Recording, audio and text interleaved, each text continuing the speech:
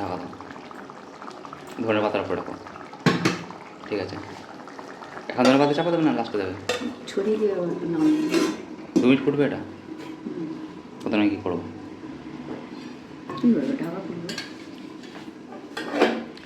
গ্যাসটা পুরো ফুল স্পিডে দিয়ে রয়েছে, অলরেডি ফুটছে জল, মাছগুলো দেওয়া হচ্ছে, মাছগুলো ভাজা মাছ, জাস্ট জলটা টানবে আর সিদ্ধ হবে, সেই জন্য 2 মিনিট দেওয়া হয়েছে ফোটার জন্য। ঠিক আছে, প্রথমে দিয়েছিলাম, প্রথমে সর্ষের তেল দিয়েছিলাম, তারপরে কালো জিরে, লঙ্কা আর কারি পাতা, তার সাথে ধনে গুঁড়ো, জিরে গুঁড়ো, লঙ্কার গুঁড়ো, হলুদ গুঁড়ো ভালো করে জলে ভেজানো ছিল সেইটা দেওয়া হয়েছে 1 চামচ করে। সেটা ভাজা ভাজা হতে টমেটো চটকে দেওয়া হয়েছে, টমেটো চটকে দেওয়ার পরে ওটাকে ভালো করে নুন দিয়ে নাড়া হয়েছে, টমেটোগুলো গলে যায়।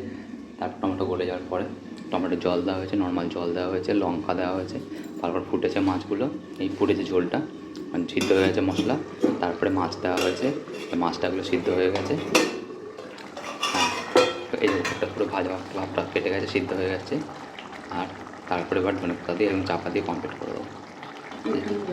ঝোলটা তো হবে না, থাক, ভাজা এই ঝোল টেনে নেবে অটোমেটিক, নিচের দিকে যাবে। আর ধনে পাতা দাও, চাপা দাও।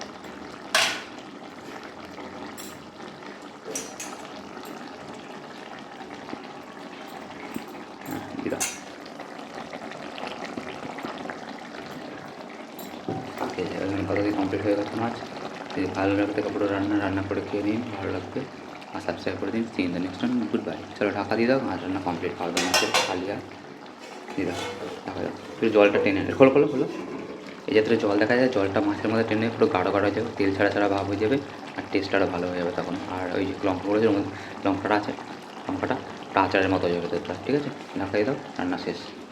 C in the next one, good bye, thank you for watching this one.